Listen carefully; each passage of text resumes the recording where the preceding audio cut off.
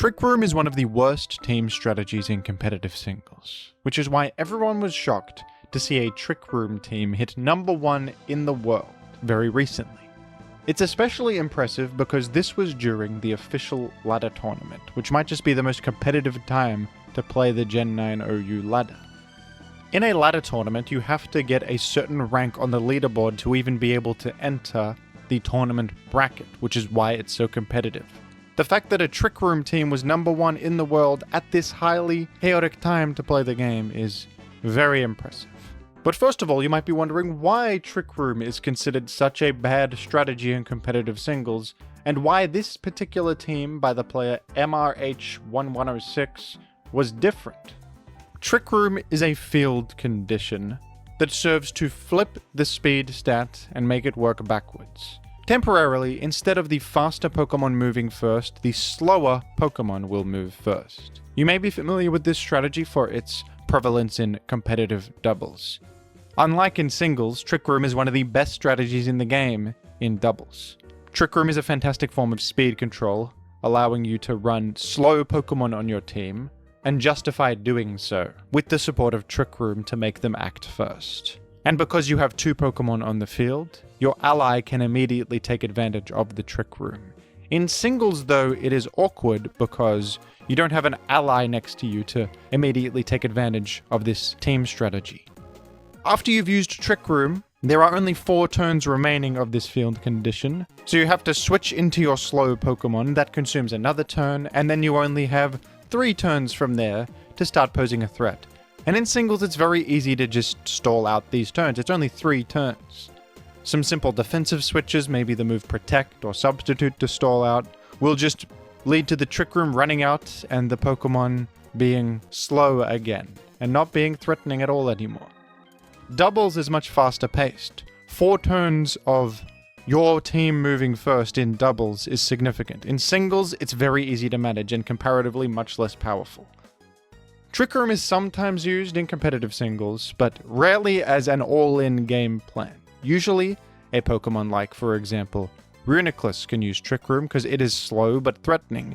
It can use Trick Room and then it itself can start posing a threat for a few turns as an alternative game plan, but it's not as if you're running a bunch of slow Pokemon alongside Reuniclus to take advantage of that. Reuniclus itself is the Trick Room abuser. That's usually how it's used in singles. This team, though, is different. This team is more of an all-in Trick Room team. Now, even though Trick Room has historically been really bad in competitive singles, Gen 9 definitely gave Trick Room a lot more reason to exist in this environment, with some of the most powerful, slow offensive threats we have ever seen. Pokemon that are perfect for Trick Room. One of these new Pokemon is Ursaluna, available to use from the Pokemon Legends Arceus game. This is a Pokemon made for Trick Room. It is fantastic for it. It is really slow, but very bulky and offensively powerful with a massive 140 base attack stat. It also has the ability Guts, allowing it to do even more damage when statused, and with a simple Flame Orb you can self-inflict that status and take advantage of Facade for enormous damage. There is also Iron Hands, another Pokemon fantastic for Trick Room. Really slow, but really offensively powerful, and bulky. Also has base 140 attack. Has fantastic options with Booster Energy for immediate firepower to raise its attack further, Stab Close Combat, Stab Supercell Slam. Yet another perfect Pokemon for Trick Room. And with all this in the game now, these Pokemon that thrive in the Trick Room, this is actually not the first time that a Trick Room team has done well on the ladder. In fact, this player, MRH1106, was inspired by another player called Finkachu, who in the past reached an impressive #5 on the leaderboard with a Trick Room team. And this was a team that looked very similar. Finkachu's team was carrying Ursaluna, the big new superstar of Trick Room, as well as some other classics of the archetype, like Hatterene, who is great with Magic Bounce support and Healing Wish support, very good for Trick Room, has Trick Room itself. Indeedee for Psychic Terrain, which works well with Trick Room denying priority from being used. That's a fantastic choice for a Trick Room center. There is, of course, Hooper Unbound, who learns Trick Room and is the kind of Pokemon that benefits from Trick Room too, being slow and threatening. And Mimikyu is another good choice on Trick Room teams, because Mimikyu has the Disguise ability. Disguise is basically like a free substitute. It allows Mimikyu to take any incoming hit once, at the cost of just a little bit of chip damage upon being hit. Then the Disguise is broken, and it's vulnerable to attacks after that. But because of this, Mimikyu has a completely free opportunity to set up Trick Room. And it also has the move Curse, which is useful to sacrifice itself to switch to an ally while pressuring the opponent at the same time, which is good for momentum for an aggressive Trick Room strategy. Now, Finkachu's team was running Azumarill, which is a good choice on Trick Room for the fact that it's slow and offensively threatening, but on MRH's team, they replaced that Azumarill with an Iron Hands. Iron Hands was chosen here for its favorable matchup against Pokemon like Kingambit and the fairly recent trend of Araquanid, as well as Raging Bolt. You do have electric resistance, which is nice.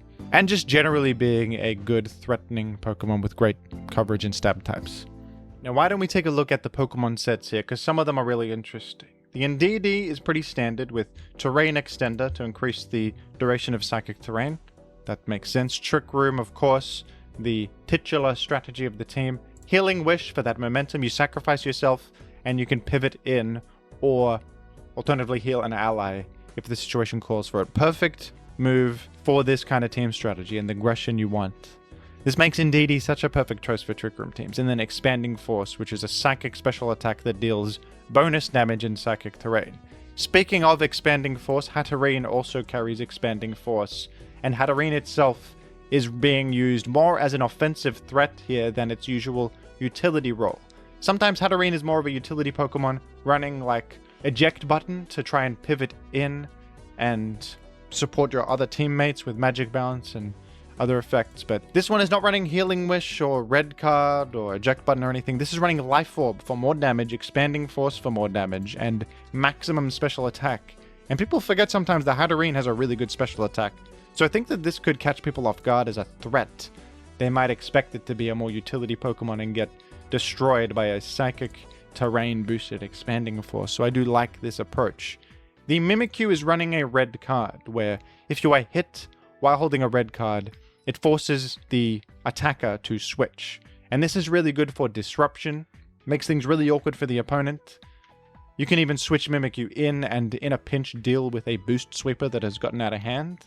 So that's a good backup plan in those matchups where maybe a Dragonite has boosted up too much. But in general, it's just to disrupt the enemy as you set Trick Room with the insurance of this Disguise. And as I mentioned before, Mimikyu is carrying Curse here, because Curse is a great way to sacrifice yourself and pivot in an ally while inflicting a bit of damage to the enemy in the process. Curse, of course, if you are Ghost type, will cut half of your HP and then put a damage over time effect on the opponent, dealing 25% every turn. So if Mimikyu is damaged enough, it can sacrifice itself for momentum. Mimikyu also carries Destiny Bond, a great way to trade down in endgames. Very aggressive, very good for the game plan. And play rough just as random fairy coverage if needed. Fairy stab. And there is, of course, Ursaluna with a pretty standard set. Flame Orb Guts, Facade, Headlong Rush are all standard. Supercell Slam is used as electric coverage, which is a good choice because of its high power. And Ice Punch, generally a good option against many common things in the metagame like Gliscor, Great Tusk, Landorus Therian. And then Iron Hands is running a pretty similar set to the Ursaluna, with Booster Energy to boost its attack, Stab Close Combat, Stab Supercell Slam, Ice Punch, and Heavy Slam, which is good coverage for fairy types like Clefable. It might hit the occasional Glimora, who is neutral to fighting, unlike most other rock types, so you can hit that for big, super effective damage. But I think it's mostly for fairy coverage, which is very important. Iron Valiant, Clefable, and Amoros, all these popular fairy types. And finally, the Hoopa Unbound on the team, who I think has been a pretty popular Pokemon in Gen 9 OU actually as a wall breaker, is another perfect candidate for a Trick Room strategy, running Psychic Seed here for further Psychic Terrain synergy, granting a special defense boost, and being consumed when Psychic Terrain is active. It has Trick Room, and it has offensive firepower, monstrous offensive stats, 170 base special attack, 160 base attack. This guy is the whole package. You Trick Room and you click moves, it's that simple. And it has fantastic stab with Expanding Force as well for psychic spam damage and Hyperspace Fury for dark coverage, which also bypasses Protect, by the way. And this is great in Trick Room because Protect is common to be able to stall the turns of Trick Room. So Hyperspace Fury, perfect. Focus Blast is good coverage and hits King Gambit and other Pokemon that might try to come and resist your Expanding Force, like maybe a Hisuian Samurott or something like that, a dark type, like a Ting Lu. I think that what makes this team consistent compared to other Trick Room teams in history is not only the quality of Trick Room users, like Ursaluna and Iron Hands, who are recent additions, but also the consistency with which the Trick Room can generate offense, because Hoopa Unbound here is a self-sufficient Trick Room threat, just like Reuniclus, who I mentioned before. Reuniclus back in Gen 5 was the whole package. It could Trick Room and then start posing a threat immediately. So Hoopa Unbound can do this, and this particular Hatterene set can do this. So you have that element of Trick Room on the team. The self-sufficient threats. The threats that can Trick Room and pose an offensive threat immediately to the opponent. And then you have Indeedee, who sets Psychic Terrain, which boosts all of these self-sufficient Trick Room threats, shields them from priority, which is a very important thing to do, as it is a form of counterplay to Trick Room. And it has Healing Wish and Encore, and can dish out pretty decent damage with Expanding Force itself. So Indeedee really rounds this out. And then Mimikyu is the final piece of the puzzle, I think, because it is able to set Trick Room extremely reliably thanks to the Disguise. The Disguise gives you a completely free turn to be able to set your Trick Room, and then you not only have the red card here for Disruption, but Curse to be able to, with momentum, sacrifice yourself and bring in your powerful threats. So these Pokemon, which usually wouldn't feel worth running on a Trick Room team, because it's clunky to have to Trick Room and then switch to a guy. You can have that as a plan, and also have the self-sufficient threats as a plan, and the consistency to set Trick Room safely thanks to Mimikyu, and the fact that this Indeedee synergizes with all of that at the same time, shielding you from priority and enhancing the power of your threats, and also giving Hoopa Unbound random consumable bulk with Psychic Seed. So I think this is a perfect storm for a Trick Room team to actually succeed in singles for probably the first time, at least to this level of success, you know, getting number one in a ladder tournament, which is very impressive stuff. Now, folks, I think the best way to show you how this team works is to show it in action. And this is going to be very exciting, because this is an extremely high-stakes battle here. Both players participating in the ladder tournament, you can tell by their username prefixes on Showdown with the LT. And this is the very high ladder, and it's just crazy to see a Trick Room team in a ladder tournament at the high ladder here against what seems to be a very meta squad from opponent, with Raging Bolt King, Gambit, Glow King. Very standard stuff. I just want to see how the hell this plays. Iron Hands lead is interesting, damn. And wonder what it'll click here with the booster energy just outputting some offense immediately. An Ice Punch covers not only the Raging Bolt, but the incoming Tusk. Wow, the Ice Spin Up calling out the Terra Flying was actually a great play, but it didn't do much damage to Iron Hands, to be honest. Although MRH here has consumed Terra, which is pretty bad. That's pretty bad to consume Terra there. Made Psychic Terrain, and go ahead and switch in Hatterene. And Mimikyu, you're switching around like crazy, MRH. What the hell? In comes Mimikyu with a red card to force that out and try to earn a Trick Room opportunity. There it is, and can then switch directly into Ursaluna. I thought they might click Curse actually to pivot, but no. Goes directly into Ursaluna, and there's 3 turns active of Trick Room, which is not a long time, but you're going to have to get like a couple KOs here to make this worth it. The Sucker Punch in the Psychic Terrain, what a misplay, wow. That's a huge misplay. That's a huge misplay. I've done that before though. I have literally made that mistake myself.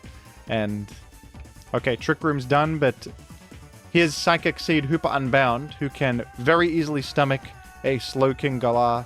And this is amazingly the Slowking Galar is actually the one faster under Trick Room. What the hell is happening, folks? Gets a poison too. The Slowking Galar is the one that is, I mean, it's in the name, it's Slow King for goodness sake. But there is 2 more turns here of Trick Room. We're going Super Root, the Indeedee. This game is unbelievable. This is unbelievable. And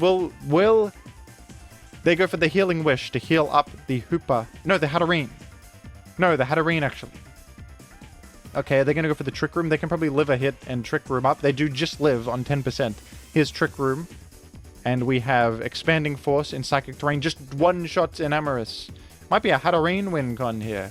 Expanding Force in the Psychic Terrain is boosted, by the way. Well, Draco Meteor is a significant misclick. Wait, what is happening? Why'd you do Trick Room? Wait. Can I go back to this? What the hell just happened? What the hell just happened there? Can I just go back a moment? I'm left speechless by the decision to Trick Room on the Draco Meteor. No, the Raging Bolt is locked in. I think the Raging Bolt is like a choice item then. They were trying to do a read here. They were failed.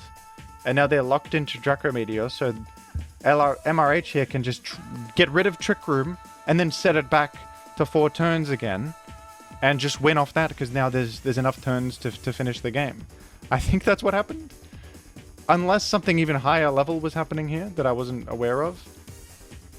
Now they're just styling on him by switching into Hoopa and Pound. I don't know why they didn't just Expanding Force. They want the Ursaluna to get the final blow, of course, with style points. Goodness gracious. Goodness gracious. If you'll allow me, folks, I'd like to take a look at another battle, because these battles are so cool, aren't they? These are ladder tournament battles. And here's another ladder tournament opponent running full-on Sun with Zapdos and Walking Wake. Pretty interesting Sun team, I gotta say, but of course Trick Room is the far more novel team to see at such high ladder. Let's take a look. It's in DD lead this time. Gonna go for the early Trick Room in this matchup.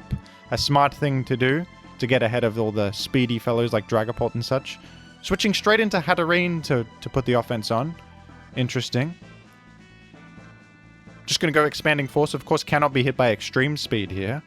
And wow. Torkoal is just dead. Holy crap, Torkoal's gone. That's the Sunsetter. That's gonna be a disaster for opponent. Gonna go for Terra Stella Draining Kiss for extra damage. I didn't even realize it was Terra Stella, by the way. Wow. Draining Kiss makes contact and proc static. So now it's paralyzed, but that doesn't matter because it's Trick Room, so it's gonna be slow anyway, but I might get full powered. Okay, in comes Mimikyu for the red card to force this out in a pinch. This team's all about short-term value, this team. So that red card is consumable, but it gets you out of a jam. The Trick Room is still doable. We're going to go straight back to Hatterene, who still has Terra Stella active, and Psychic Terrain unfortunately runs out right now, so no Expanding Force. Awkwardly, MRH has to go back into DD to get the Psychic Terrain back up. Healing Wishes maybe back to Hatterene to heal the para? Yep. And now we have one turn of enormous Expanding Force boosted by Terra Stella, which is such an interesting choice, goodness. Gonna switch to Ursaluna on what was possibly a predicted Shadow Ball, but they went for U-turn instead. Now Ursaluna is awkwardly going to die to close combat if it goes for Facade anyway. It can actually maybe calc that and can live close combat. Wow, another stay? Not worried about this such bold stays from MRH. Such bold stays, because Draco Meteor would have KO'd, I would think. That's crazy. Just never leaving Ursaluna. Tusk bulks up in the face of Ursaluna, taking significant damage from Headlong Rush despite the defense boost. Looking kind of a tough one, isn't it? Looking like kind of a tough one. Facade does another little bit. Can MRH beat this? Because this is... Can MRH beat this? Oh my god, oh my goodness gracious, Mimikyu has lived and has achieved a game-winning Trick Room. How in the world has Mimikyu lived that, dude? Goes for the Curse to sack self and bring in, I don't know, the Hatterene with the Terra Stella, of course. Expanding Force will drop Dragapult. Can you believe Mimikyu lived that? What in the world? Draining Kiss does 1 trillion damage to Walking Wake. And Great Tusker is deceased with a Mystical Fire for the road, which also boosted by Terra Stella. That's unbelievable that Mimikyu has lived that. Is that full defense Mimikyu? Let me check the team again. Is that full defense Mimikyu? I think it may be. Yep, full defense, full HP Mimikyu does live. +2 Great Tusk Earthquake. Never before said sentences. Holy crap.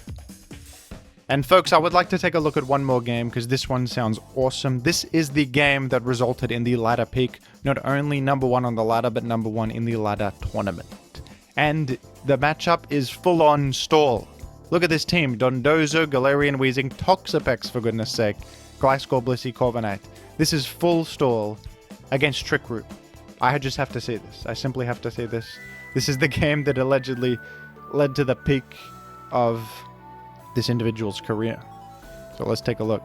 Now, the Iron Hands has been led in both games so far. It seems like Iron Hands is one of the go-to leads. Heavy Slam completely calling out the Galarian Weezing switch, which was coming in on predicted Ice Punch, I suppose. Lives Strange Steam like it's nothing, and goodness gracious, Galarian Weezing is out of the picture already.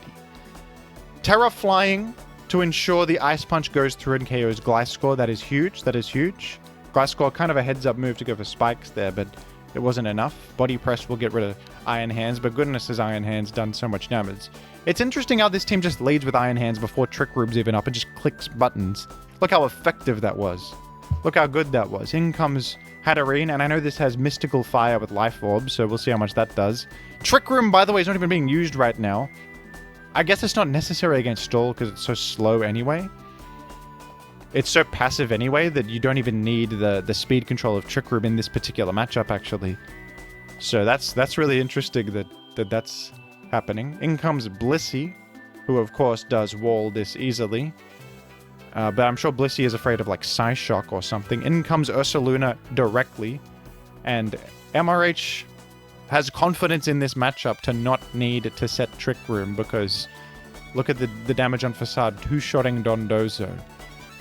Faster than Dondozo anyway. Trick Room would literally hinder you if you made it in this matchup. Might go for a headlong rush on the Roost turn, but why not just go to Hatterene instead? Goes for Iron Defense and I assume Body Press.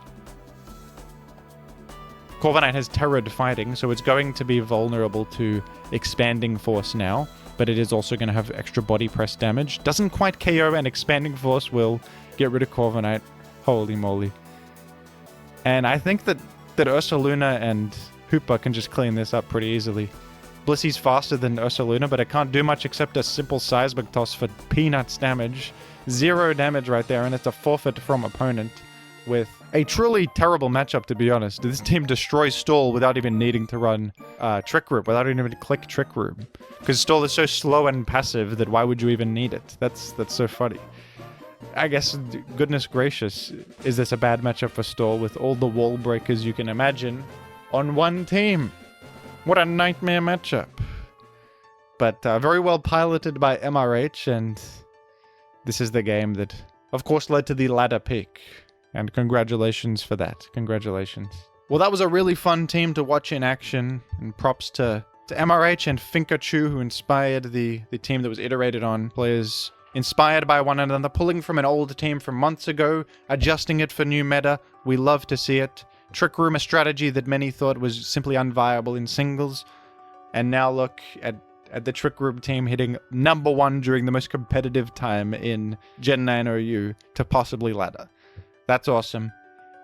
Thank you very much for watching, folks, and I'll catch you later. Forgive the lack of uploads recently, by the way. I'm back from holiday. I'm in China right now. Just had a trip in Korea, so uploads should be more regular again now. Thank you for watching and have a wonderful day, folks.